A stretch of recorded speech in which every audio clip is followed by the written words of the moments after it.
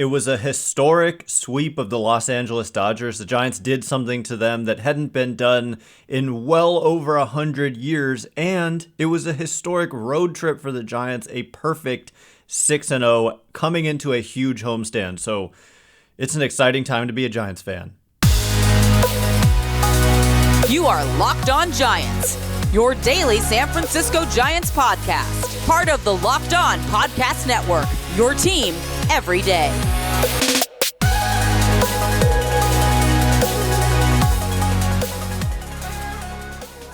Hello and welcome to Locked On Giants, part of the Locked On Podcast Network, where it's your team every day. My name is Ben Kaspick, and on the show we provide daily episodes Monday through Friday talking about the San Francisco Giants in a way that's data-driven and rational, but also simple, passionate, and accessible to all. I'm a former contributor for the baseball statistics and analysis websites Beyond the Box Score and Rotographs. I've been podcasting about the Giants since 2015, and I'm a lifelong fan. Thank you for making Locked On Giants your first listen every day. We are free and available wherever you get podcasts, including YouTube. Check us out there if you have not already, and hit that subscribe button if you're watching on YouTube. And guess what? Guess what we're going to talk about coming up on today's show? The Giants went into LA and just demolished the Los Angeles Dodgers in this 3-game series, passed them in the standings, and now the Giants suddenly have the second best run differential in the National League. There's just so many different things we can discuss. And in the middle game, 15-0, it was the largest shutout loss for the Dodgers in like 130 years or so. And just an incredible, to score 15 runs and then to pitch a shutout on the other end, just unbelievable. And they end up sweeping the series, and all of a sudden, you look up and there's just so many statistics about the Giants. They've got the best winning percentage in the major league since May 15th. They're 22-9 over that span, and they're also 33-19 since April 22nd. And so it's funny, because to start the year, they were 6-13, and pretty much since then, overall, the numbers are just excellent, and it's vaulted them into a really good position. And so, going into LA and just making that Dodgers team, the first game was insane. The first game was absolutely insane, and just, I think it set the table for the rest of the series. It was a back and forth game. The Giants, I think they had a lead, and then they blew the lead, and then they came roaring back. They were no hit through 6 innings. So maybe I have it backwards. They were trailing, and then they came back. Yeah, that's what happened. Is they came back again, which they did in St. Louis. They did in their last road trip to Colorado. They've now won, I believe, 9 consecutive road games dating back to that series in Colorado, and 12 of 14 overall road games. And so anyway, in that first game, the wildness, each and every one of these games had its own distinct flavor and was uniquely exciting. And that first one, like I said, was insane. Yeah, they were behind. They were getting no hit by a pitcher making his major league debut. Surprise, surprise, something that happens to the Giants sometimes. And late in the game, they just showed that fight that they haven't showed in, certainly last year, and maybe we didn't see for the first few weeks this year. But right now, it really started in Colorado. Just late in the game, Giants behind, or maybe they haven't gotten anything going offensively, they have just showed an ability to come back. And I get it, the Dodgers bullpen has been a weakness, and we pointed that out coming into the series, and the key is you got to take advantage. And despite the weakness of the Dodgers bullpen, it's not like they came into this game, it's not like they're a bad team with a bad record. They're still beaten up on other teams, but the Giants beat up on them. And so the Giants came back. They blew a 9th inning lead, bloop hit by Freddie Freeman. Patrick Bailey had an enormous game in that first game, threw out Mookie Betts trying to steal third as the potential winning run with 1 out in the 9th. He also tagged up in the 11th inning from second to third on really a medium deep fly ball, and he's a catcher who's not particularly fast, and got to third, and it became a sac fly situation, and they ended up getting some hits and going ahead by a couple runs in the top of the 11th, and then in the bottom of the 11th with the crazy pop-up, which if you haven't seen it, you've got to see it, where Giants have a 2-run lead, Dodgers have that automatic runner on second, and there's a pop-up, and Casey Schmitt has to run a long way in from third, ends up dropping it, and then Jacob Junis, who's trying to close it out because they've burned through their whole pen, throws it down the line, had no business making a throw at all. But then the Dodgers make a base running blunder and end up with 2 guys standing on third, essentially. Giants run it in, get the runners in a rundown, and they ultimately end up getting an out there. It easily could have been a disastrous situation, but they got out of it. And then the next day is the 15-0 historic rout. That just has not happened to the Dodgers since the 1800s. Since the 1800s, and the Giants did it to them. And then in Sunday's game, Logan Webb with a really good start, and the Giants were getting shut down early by Tony Gonsolin, who was the ERA leader, right? I mean, the dude had an ERA.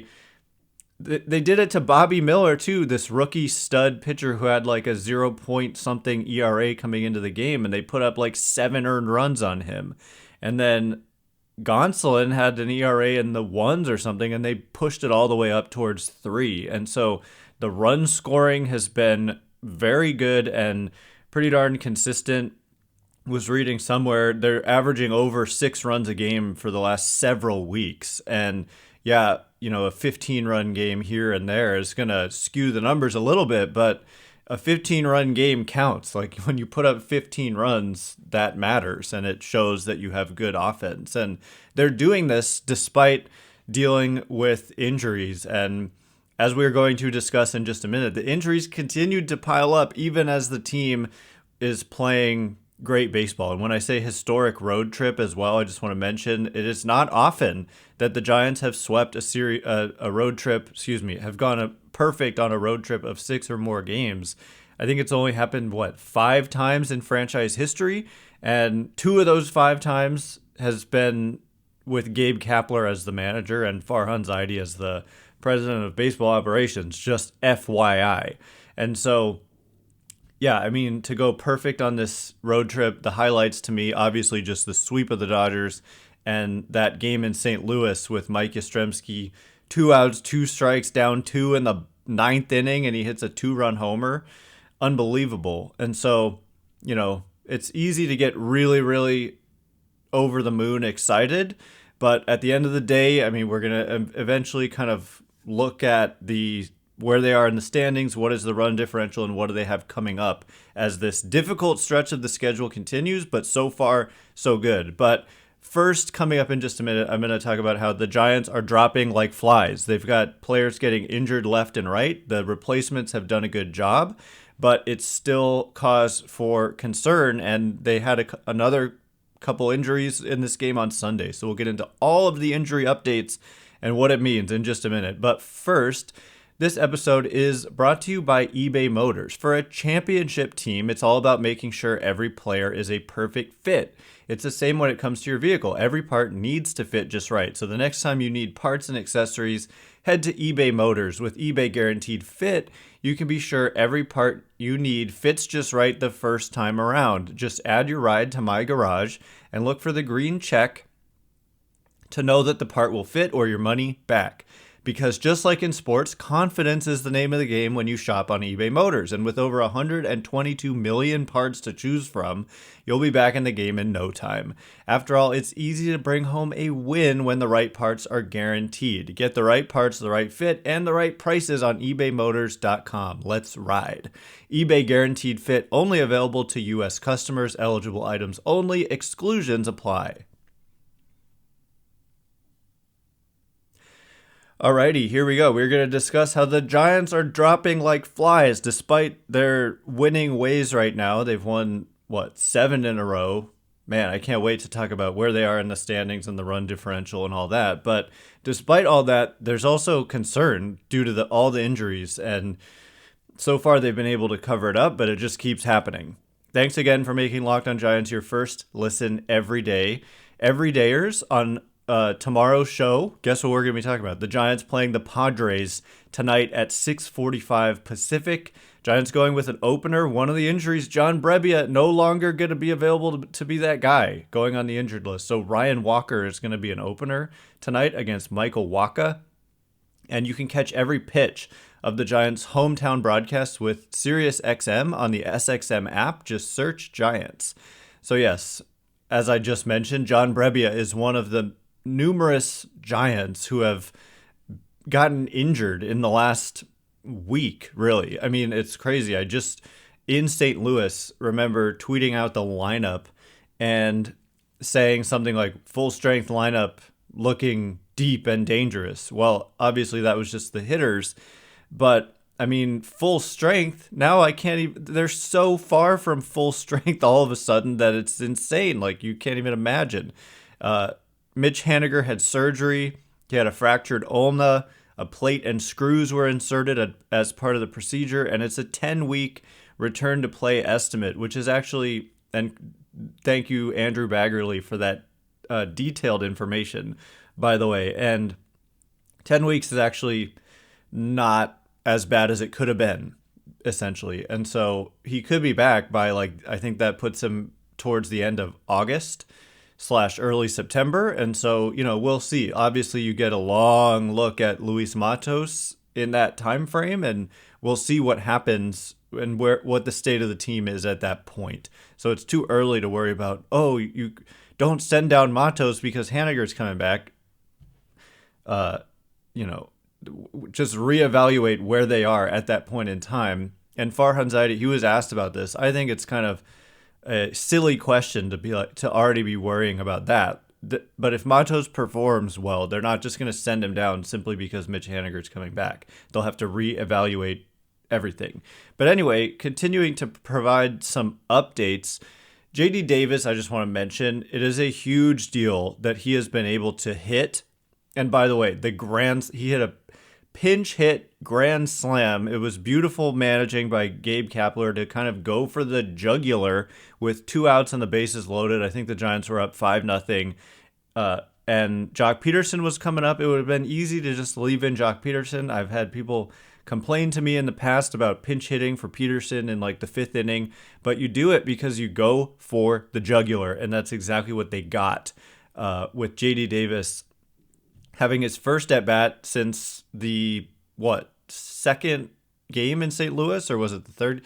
I think the second game in St. Louis, so he had been off for like 4 days, and the first pitch he saw, he just hit like a monstrous home run to center field, a grand slam. So this guy's just having an unbelievable all-star caliber season. He and Wade and Tyro, among the position players, absolutely deserve to be all-stars. Will they?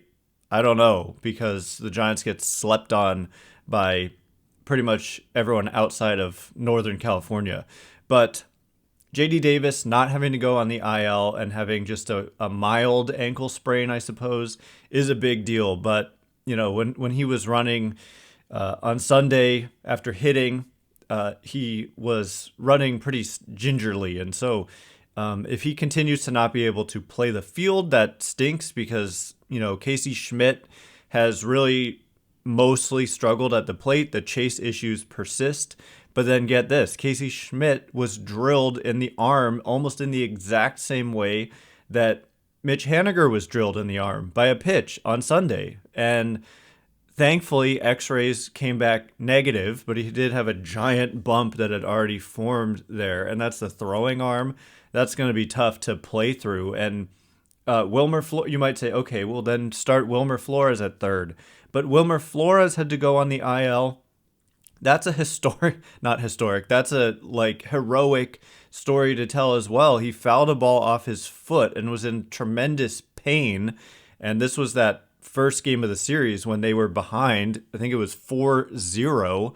And late in the game, like the 7th inning, and he fouled a ball off his foot, like straight off the top of the foot, and was in a lot of pain, stayed in the game, and then ended up hitting a home run, a 2-run homer that obviously was huge in getting the Giants back in the game. But then after the game, he had to go on the injured list. He had x-rays or a CT scan or something, and it's thankfully just a contusion, meaning a bruise. But you don't have Wilmer Flores right now. JD Davis maybe can't start right now. And Casey Schmitt, who knows if he's able to go with that certainly contusion and hopefully nothing more on his forearm. It was like the same type of scenario as Mitch Haniger, exactly, where that forearm just kind of ran into the pitch. And then, of course, the classy Dodgers fans, by the way, booed Casey Schmitt for taking too long being checked out by the medical staff after their pitcher drilled him with a pitch, which is just absurd and typical of Dodgers fans. So other updates, John Brebbia, grade 2 lat strain. Just like he opened one of the middle game, I guess, or was it the first game? I forget. He opened one of the games and he looked a little distraught coming off the mound. I did notice that. And then after the game later, like going into the next day, he's suddenly just placed on the IL with a grade 2 lat strain that could take up to 8 weeks for him to come back from. So it's a huge blow. Brebbia was just such a reliable bullpen arm late in games and starting games for the Giants. And so he goes on the IL. And the corresponding moves for Flores and Brebbia going on the IL is that Alex Wood was activated, and praise be, Alex Wood had a really good start, and the Giants are going to need that because right now, I mentioned just the other day, they only had 3 starters in Webb, Cobb, and DeSclafani. So then Wood coming back helps out a lot, but then you lose somebody else. Alex Cobb goes on the injured list with a left oblique strain, and so they're dropping like flies. If you're on YouTube and you see my little bullet point, they are indeed dropping like flies. And thankfully, the word on Cobb, he said it himself, is that it's minimal, it's precautionary, and he's like 100% sure he'll make his start as soon as he's eligible, which should be in New York facing the Mets, the second city on their next road trip. But, losing him for even a start or two is a big deal right now because of the upcoming schedule. And by the way, in a corresponding move, Keaton Wynn was activated, recalled from AAA Sacramento. And so certainly they're just going to change it up, and Tristan Beck is here. He was recalled as part of, I think, when Brebbia, did I mention that? Wood and Beck were activated when Flores and Brebbia went on the IL. So my goodness, I just spent like 7 minutes talking about all the injuries going on with the Giants. And so, yeah, you do start to think like there are other players who might eventually get a look given all these injuries. Like if Schmitt has to go on the IL, do you consider a Tyler Fitzgerald who's in AAA and could fill that right-handed infielder role? And Kyle Harrison, is he a possibility? The thing is, Fitzgerald and Harrison are not on the 40-man, and they think maybe they can cover the innings without them. But we'll see. It's an important stretch coming up, and anything is on the table. And I wouldn't be surprised by anything given the aggressive promotions we've seen of minor leaguers like Luis Matos, Patrick Bailey, Casey Schmitt, and others this season. So coming up in just a minute, we are going to preview the enormous upcoming homestand. It really just even we could say the upcoming series against the Padres, who have had a slow start to their season but have been hot lately and had a big win yesterday to win a series against the Tampa Bay Rays, the owners of the best record in the majors. And so it is a huge series upcoming, and we'll preview it in just a minute. But first, all right, here we go. We are going to preview what is upcoming for the San Francisco Giants. They are about to play the San Diego Padres. Like, this is a huge series, like, for both teams. For the Padres, they're looking at this as an opportunity to, like, finally get over the hump and get over the 500 mark and take down a team that's ahead of them in the standings by a significant amount. And they've got the talent to do it. They just haven't gone out there and done it yet this season overall, but lately they've been playing better. Thanks again for making Locked On Giants your first listen every day. Everydayers, tomorrow we'll be breaking down game 1 of this 4-game series with the Padres in San Francisco.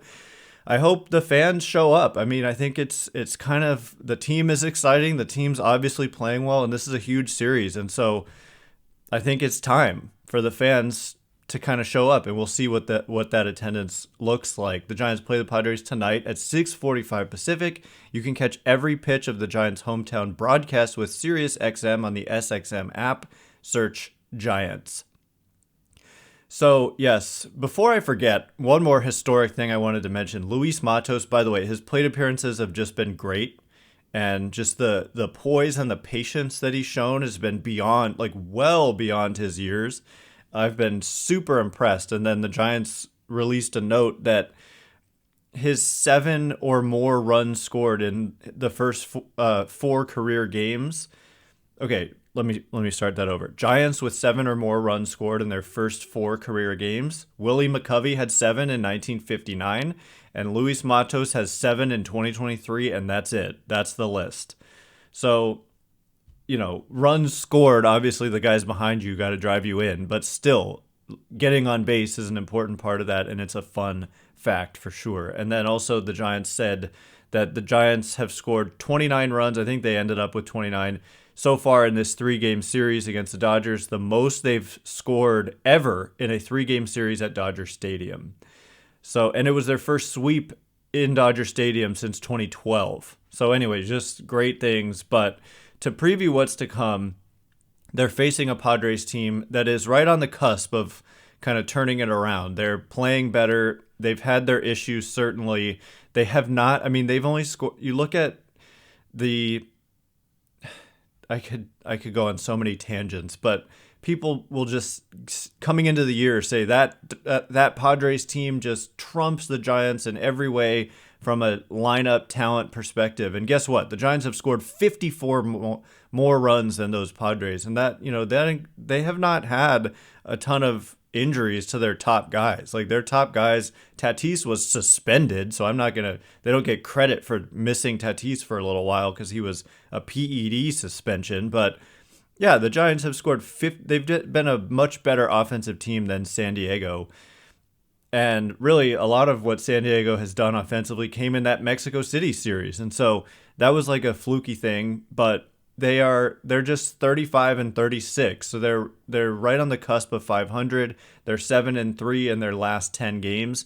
Their run differential, to be fair, is plus 24, which has an expected record of 38 and 33, 5 games over 500. And so they're underperforming the fact that they've outscored their opponents by 24 runs on the season. You're not normally under 500 when that's the case. And so they're kind of due to get better, and they are playing better right now. But the Giants are underperforming their run differential of plus 48, and that plus 48 has an expected win-loss record of 40 and 31. So the Giants are actually 39 and 32, which puts them in second place. They vaulted past the Dodgers in the NL West, and only 3.5 games behind the D-backs, whose run differential suddenly is only plus 25. And so right now, the Giants have the best run differential in the National League West and the second best run differential in the National League, period. They also, there are so many different things I could say, but run differential is predictive of record. And so, like, when you look at Fangraphs and you look at playoff odds and stuff like that, first of all, that's why this is such an important stretch upcoming, because if you look at just the playoff odds, Fangraphs has the Giants at essentially 61%, the Padres at 59%, almost identical, and the Diamondbacks at 69%, and the Dodgers at 82%. So you've got 4 teams in the West between 59 and 82%, but 3 teams right around 60 to 70%. And the Giants they just saw the Dodgers, they swept them, that made a big difference, and now you're going to see the Padres and the Diamondbacks in a 7-game homestand. So, like, if one team can go out there and sweep either of these series, it's going to make a huge difference in these playoff odds, because obviously, like, if the Giants